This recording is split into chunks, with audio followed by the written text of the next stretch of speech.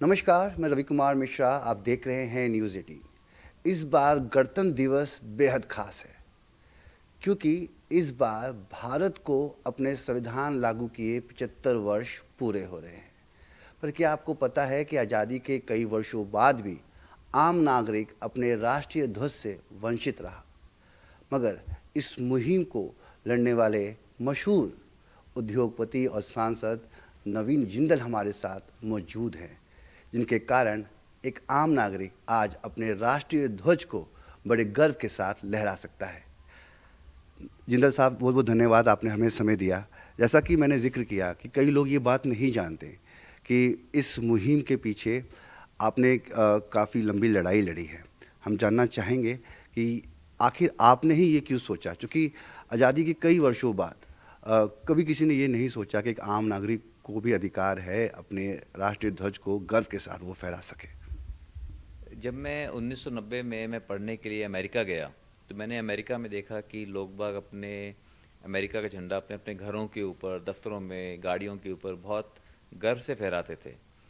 तो मुझे, और उस समय मैं 20 वर्ष की मेरी उम्र थी, उन्हें देखकर मुझे ये हुआ कि क्यों ना मैं भी अमेरिका का झंडा लगाऊं। लेकिन फिर मुझे हुआ कि मैं तो अमेरिकन नहीं हूँ, मैं भारतीय हूँ, तो मुझे भारत का झंडा कहाँ से मिलेगा। मैंने कुछ दोस्तों से पूछा कि मुझे भारत का झंडा कहाँ से मिलेगा। एक ने कहा कि आपको इंडिया में मिलेगा, और एक दूसरे दोस्त ने कहा कि एक फ्लैग शॉप है डाउनटाउन डैलस में और वहाँ से आपको मिल सकता है। तो मेरे पास गाड़ी नहीं थी, तो मैं सोचा चलो जब मुझे समय लगेगा तो मैं लेके आऊँगा। तो 2-3 दिन के बाद उसी मित्र ने मुझे एक पैकेट दिया। मैंने कहा क्या है, बोला ओपन इट। तो मैंने उसमें खोला तो उसमें बहुत बड़ा एक भारत का झंडा था। तो मैं 20 वर्ष का था और पहली बार मुझे मौका मिला कि मैं अपने झंडे को मैं हाथों में ले सकूँ, अपने राष्ट्र के झंडे को। तो मुझे बहुत खुशी हुई, मुझे बहुत अच्छा लगा राष्ट्रीय झंडे को हाथ में लेकर। फिर मैं उस समय अपनी यूनिवर्सिटी में स्टूडेंट यूनियन का मैं प्रेसिडेंट था। तो मैंने सोचा कि मैं इसको अपनी दीवार के ऊपर, दफ्तर में, जो यूनिवर्सिटी में जो ऑफिस था उसमें, दफ्तर में दीवार के ऊपर मैं लगा लूँ। फिर मुझे कुछ संकोच हुआ कि मैं अगर दीवार के ऊपर लगाऊंगा तो क्या लोग बुरा तो नहीं मानेंगे। तो मैंने पूछा लोगों से कि क्या मैं अपने झंडे को यहाँ लगा सकता हूँ। तो उन्होंने कहा हाँ हाँ, बहुत शौक से आप लगाइए। तो मुझे बहुत अच्छा लगा। मैंने अपने देश के तिरंगे झंडे को अपने दफ्तर में लगाया। जब लोग आते थे मैं उनको बताता था उसके बारे में, अलग अलग रंगों के महत्व के बारे में बताता था। तो मैं पढ़ लिख कर मैं 1992 में मैं वापस आ गया। और फिर 26 जनवरी 93 को, ये रायगढ़ उसमें मध्य प्रदेश के अंदर था, अब छत्तीसगढ़ में आ गया, उसमें वहाँ हमारी फैक्ट्री है, वहाँ पर हमने झंडा फहराया 26 जनवरी को। तो अगले दिन जब मैं वहाँ से गुजर रहा था, मैंने देखा कि सिर्फ डंडा है और झंडा गायब है। तो मैंने कहा कि, मैंने पूछा कि अपने वो झंडा इतना खूबसूरत लग रहा था, हटा क्यों दिया। तो उन्होंने कहा कि जी हम झंडे को हर रोज़ नहीं दर्शा सकते, सिर्फ कुछ ही दिन साल में, 15 अगस्त, 26 जनवरी और अन्य कुछ ही दिन इसको हम दर्शा सकते हैं, और बाकी दिन जो है हमें ये इसकी अनुमति नहीं है। तो मुझे बात अजीब से लगी। मैंने कहा अच्छा ठीक है। मैं कुछ कदम चला, फिर मुझे एकदम से लगा कि अमेरिका के अंदर तो मैं हर रोज़ अपने देश के झंडे को दर्शा रहा था, मुझे किसी ने नहीं रोका, और अपने ही देश के अंदर हम सम्मानपूर्वक ढंग से हम झंडे को फहराना चाहते हैं और हमें सरकार रोक रही है।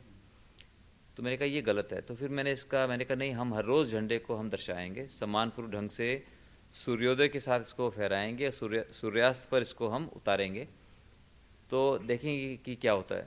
तो हमने लगा के रखा। फिर 1-1.5 साल तो किसी ने नहीं बोला कुछ, लेकिन उसके बाद कमिश्नर और एसपी आए और उन्हें बहुत वो नाराज़ हुए और बोले कि नहीं, झंडे को अपने सामने उन्होंने उतरवाया। उन्होंने कहा कि आप सिर्फ 26 जनवरी, 15 अगस्त को ही आम नागरिक इस झंडे को फहरा सकते हैं। तो जब मुझे ये पता लगा तो मुझे बहुत दुख हुआ। मुझे लगा कि हम अपने अगर देश के अंदर अपने देश के झंडे को ही अगर सम्मानपूर्ण ढंग से नहीं फहरा सकते तो फिर क्या कर सकेंगे।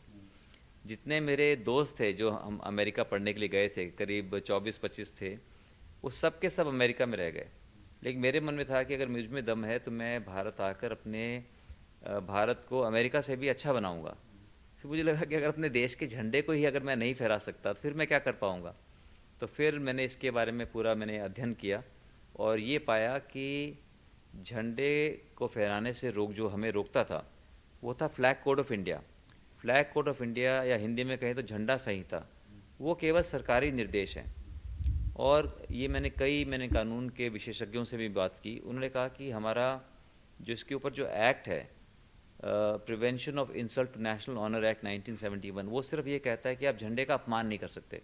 और झंडे का अपमान भी उसके अंदर बहुत क्लियर लिखा है कि आप झंडे का अपमान होता है अगर आप उसको पाँव तले रौंद दें, उसके ऊपर कालक पोतें, उसको आग लगाएं, उसके बारे में अपशब्द कहें, तो आप उसको झंडे का अपमान नहीं कर सकते। लेकिन झंडे के सम्मान करने से वो उसमें कोई रोक टोक नहीं थी। तो फिर हमने इसके ऊपर केस किया और लगभग 10 वर्ष, मैं आपको क्योंकि संक्षेप में बता रहा हूँ, तो 10 वर्ष की कानूनी लड़ाई लड़ने के बाद 23 जनवरी 2004 को माननीय उच्चतम न्यायालय ने एक ऐतिहासिक फैसला सुनाया और ये हक हमें पहली बार दिया 23 जनवरी 2004 को कि हम हर रोज़ अपने देश के सबसे पावन प्रतीक अपने राष्ट्रीय ध्वज को हर रोज़ हम इसको दर्शा सकते हैं।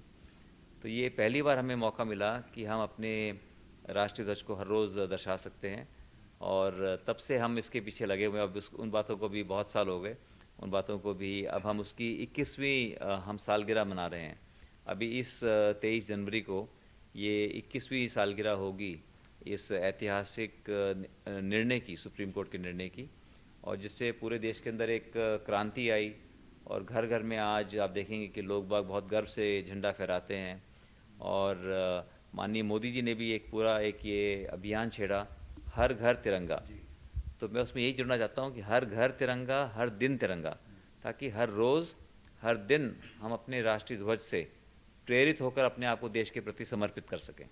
एक उद्योगपति, एक राजनेता हैं आप, और उसके बाद भी आपने तिरंगे को लेकर जो जागरूकता रखी, जो सोच रखी, जो विज़न रखा, आम जनता जनार्दन जो कि आज तिरंगे को लेकर खुश है, लहराती है। हम देखते हैं कि सड़कों पर, बाज़ारों में तिरंगा बिकता है, लोग खरीदते हैं और गर्व के साथ अपने तिरंगे को लहराते हैं।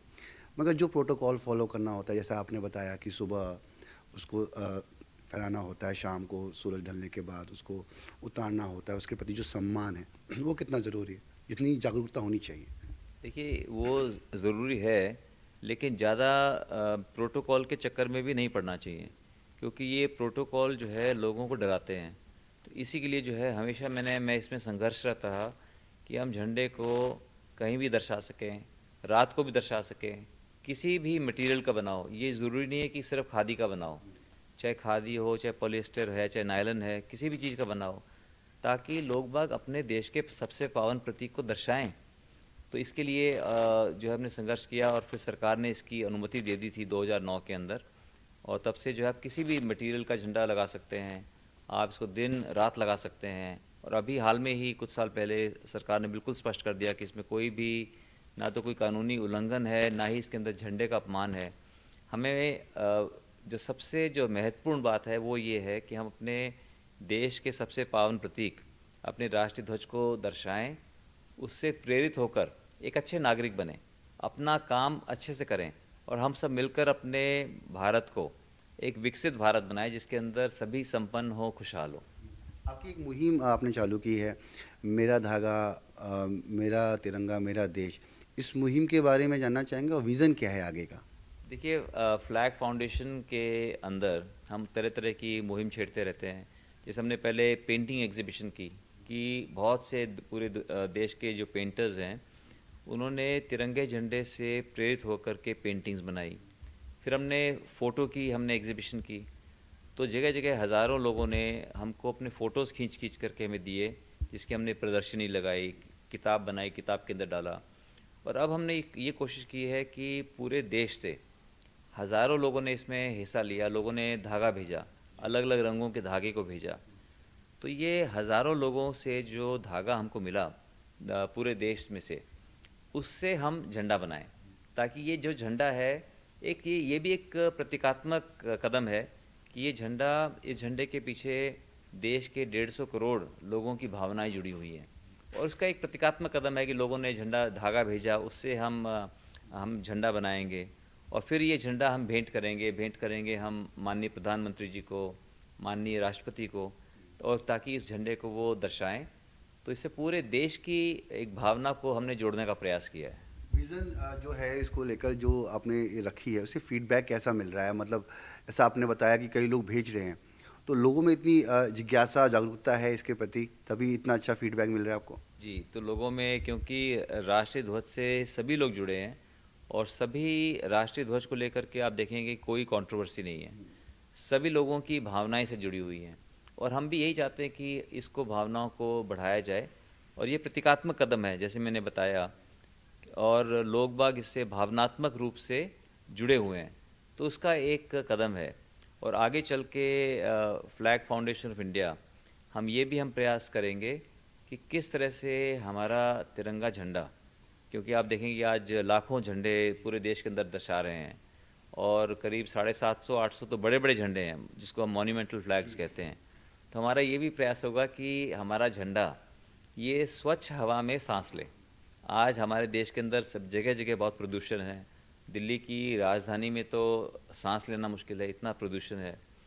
और इसके लिए भी जो है, क्योंकि हमारा झंडा तो दिन रात बाहर रहता है, आसमान के नीचे रहता है, जल्दी मैला हो जाता है, सांस लेने में झंडे को भी दिक्कत होती होगी। तो ये भी एक प्रतीकात्मक रूप से अगर हम सब देश के 150 करोड़ नागरिक अगर इसके लिए अगर हम सब प्रयास करें, क्योंकि सरकारें तो बहुत प्रयास कर रही हैं, लेकिन नागरिकों की भी जिम्मेदारी है कि अगर हम नागरिक सब ये देखें कि हमारा तिरंगा झंडा को स्वच्छ हवा के अंदर सांस लेने का मौका मिले, तो तिरंगे झंडे के साथ साथ हमारे देश की 150 करोड़ जो जनसंख्या है, हम देश के हमारे सारे भाई बहन सब लोग, हम एक बड़ा परिवार है, हम सब भी स्वच्छ हवा के अंदर सांस ले पाएंगे। तो इसके लिए आगे जाके इसको हम मुहिम को हम करना चाहते हैं। और क्या आप ये भी ज़रूरी समझते हैं कि जो हमारी युवा पीढ़ी है, जो यूथ है, जब हम बचपन में पढ़ाई करते हैं, स्कूल की किताबें पढ़ते हैं, कई अध्यायों को पढ़ते हैं, कई पाठ्यक्रम होते हैं, उसमें संविधान, तिरंगे के बारे में भी काफ़ी कुछ हो। जैसे ये इसी इतिहास की बात करें जो आपने फ़ाइट लड़ी, शायद ही बहुत कम लोग होंगे जो ये जानते होंगे कि इसके पीछे का स्ट्रगल क्या है। और स्ट्रगल के पीछे के एक मशहूर बिजनेसमैन, जो कि अभी एक आप पॉलिटिशियन भी हैं, इतनी फुर्सत होती है किसी के पास कि वो ये सब कुछ कर रहा है, सोशल वर्क कर रहा है? देखिए ये ज़रूर मैं समझता हूँ कि तिरंगे झंडे के बारे में, तिरंगे झंडे के इतिहास के बारे में, संविधान के बारे में ज़रूर स्कूलों में पढ़ाया जाना चाहिए। जब हम पढ़ाएंगे तो बच्चों को एक एक ये प्रेरणा मिलेगी कि ज़रूरी नहीं है कि आज जो भी देश में चल रहा है वो सब अच्छा हो, और अगर कोई चीज़ अच्छी नहीं है तो उसको अपनी ज़िम्मेदारी को समझकर हम बदलाव कर सकते हैं। पहले झंडा फहराने की अनुमति नहीं थी, मुझे लगा कि ये काम गलत है, हमें इसकी अनुमति होनी चाहिए। तो इसके लिए मैंने प्रयास शुरू किया, और जब मैंने प्रयास किया तो इसके अंदर पहले हज़ारों लोगों की, फिर लाखों लोग इससे जुड़े, मुझे बहुत लोगों का इसके अंदर मुझे आशीर्वाद मिला, समर्थन मिला, और इसको हम बदल पाए। पहले हम कपड़ों के ऊपर हम तिरंगे झंडे को नहीं पहन सकते थे, हम अपने कैप के ऊपर तिरंगा झंडा नहीं लगा सकते थे, अब लगा सकते हैं। इसको भी मुद्दे को मैंने उठाया, संसद के अंदर उठाया, संसद के अंदर सर्वसम्मति से सबने इसको पारित किया। तो इसलिए कोई भी अगर हमारे देश में कोई कमी है, अगर उसको हम बदलाव चाहते हैं, अगर उस पर हम प्रयास करेंगे तो उसमें अवश्य हमको उसमें कामयाबी मिलेगी। तो ये बच्चों को पढ़ाने से ये मैं समझता हूँ कि हम सब मिलकर अपने सपनों के भारत का निर्माण कर सकते हैं। सपनों की भारत की बात कही आपने, मिशन 2047 जो कि भारत सरकार का भी एक विज़न है, उसको लेकर आप क्या राय रखते हैं, और किस तरीके से हम संविधान को, अपने तिरंगे को और देश के और अंतर्राष्ट्रीय स्तर पर ऊंचा और नाम कर सकते हैं? देखिए ये सपना माननीय प्रधानमंत्री नरेंद्र मोदी जी ने पूरे देश को दिखाया है कि अपने देश को हमें 2047 तक इसको एक विकसित राष्ट्र बनाना है। तो इसको विकसित राष्ट्र बनाने के लिए हर नागरिक की एक भूमिका है। तो मैं यही कहूँगा कि अगर हर नागरिक अगर अपने देश के सबसे पावन प्रतीक तिरंगे झंडे को हम दर्शाते हैं, तो झंडा दर्शाने से हम अपने मज़हब से ऊपर उठकर, अपने राजनीतिक दल से ऊपर उठकर, अपने जातिवाद, क्षेत्रवाद से ऊपर उठकर केवल यही दर्शा रहे हैं कि हम एक भारतीय हैं, हमें अपने देश के ऊपर गर्व है, और हम सब मिलकर अगर काम करेंगे तो निश्चय ही जो माननीय मोदी जी का सपना है, हम उसको सब मिलकर इसको साकार कर सकते हैं कि 2047 तक हमारा देश विकसित बने, हमारे देश के लोग खुशहाल हों, संपन्न हों, और हम मिलजुल करके भाईचारे के साथ अच्छे से हम रह सकें। 75 वर्ष हम लोग पूरे कर रहे हैं अपने संविधान को लेकर। हमारा संविधान हमारे नागरिकों को हमारा अधिकार देता है, और कई लोगों को अपने संविधान के बारे में भी नहीं मालूम कि हमारे अधिकार क्या है, हमारे राइट्स क्या हैं। ऐसे में कितना और लोगों को जागरूक किया जाए अपने संविधान के प्रति, अपने देश भक्ति के प्रति, ताकि लोग और समर्पित हो सकें और यूथ और महिलाओं को भी इसमें उतना ही पार्टिसिपेट करना चाहिए। बिल्कुल। तो देखिए हमारा संविधान बहुत ही महत्वपूर्ण है और देश के निर्माताओं ने संविधान के निर्माताओं ने बहुत सोच समझकर हमारे देश के संविधान को बनाया। और ये संविधान के ही कारण है कि मैंने संविधान में जो हमें वाक और अभिव्यक्ति की स्वतंत्रता दी, उसी के कारण जो है हमें ये हक मिला कि हम राष्ट्रीय ध्वज को भी हर रोज़ इसको हम दर्शा सकें। तो इसलिए और संविधान जो है, संविधान के निर्माताओं ने सब कुछ बहुत सोच समझ करके संविधान को बनाया है। अब लेकिन जो संविधान का जिसने जो रखवाली करनी है, जिनको संविधान को लागू करना है, वो हम सब नागरिक हैं। हम सब नागरिक, खास करके जो जनता के प्रतिनिधि हैं, हमारी जिम्मेदारी बहुत बन जाती है, सरकार की बहुत बड़ी जिम्मेवारी है कि हम संविधान को ठीक ढंग से पूरा लागू करें और उसकी जो स्पिरिट है संविधान की, वो संविधान की स्पिरिट लागू हो और देश में लोगों को उनका पूरा हक मिले, देश के अंदर न्याय मिले और देश के अंदर शांति हो और सब हम मिलजुल कर अपने सपनों के भारत का निर्माण कर सकें। तो इसलिए इसकी जानकारी होना बहुत ज़रूरी है, क्योंकि जानकारी होगी तभी हम उस चीज़ के बारे में अच्छे से हम काम कर सकते हैं और अपने हकों का जब हमें पता होगा तभी हम अपने हकों की मांग भी कर सकते हैं। संविधान की जो किताब है, आजकल संसद भवन के पटल पर भी तमाम लोग लेकर घूम रहे हैं और दर्शा भी रहे हैं। लाल रंग की किताब है और पॉकेट फ्रेंडली भी है, छोटी किताब लोगों के जेब में आ जाती है। तो क्या उसकी भी संरक्षण के लिए कोई कदम उठाएंगे? देखिए ये लोगों का हक है। जब हम बोलते हैं वाक और अभिव्यक्ति की स्वतंत्रता, तो उसके अंदर जो है आप जो भी कुछ कहना चाहें आप कह सकते हैं, आप कर सकते हैं। लेकिन मैं ये मानता हूँ कि संविधान की किताब कोई किसी को दिखाने की चीज़ नहीं है। आप उसका अध्ययन करें, आप अपने जीवन में आप उसको अपनाएं, आप खुद उसका पालन करें और जहाँ भी आप हैं आप ये निश्चित करें, अगर आप जनता के प्रतिनिधि हैं तो आपको ये अपने दायरे के अंदर सुनिश्चित करना चाहिए कि संविधान का पालन हो रहा है और लोगों को जो उनके हक है वो उनके हक मिल रहे हैं। चलिए, धन्यवाद नवीन जिंदल जी, आपने हमें समय दिया और तमाम पहलुओं पर बिंदुवार तरीके से हमसे अपनी बातचीत शेयर की। आपके साथ दोबारा जुड़ेंगे, तब तक के लिए धन्यवाद। नई दिल्ली से मैं रवि मिश्रा, न्यूज़ 18।